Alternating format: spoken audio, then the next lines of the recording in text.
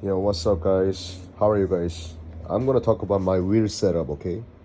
On the Onsra Black Carve 2. Check this out, guys. It's kind of funny. So basically, on the rear side truck, I have a 115 rubber wheel. Now look at this, guys. And on the front, I have an all-terrain wheel setup on the front truck. And you know what's funny, guys? This tire right here, guys, I don't have inner tube over here. It's empty. I just use it as empty. So I can just go through everything on the front, you know?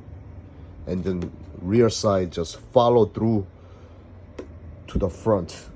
You know what I'm saying? You guys probably never seen like this, guys, right?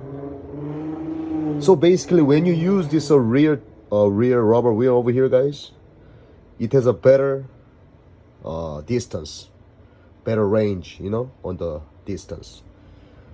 But the front is safer, you know. Yeah, that's lit, guys. Yeah.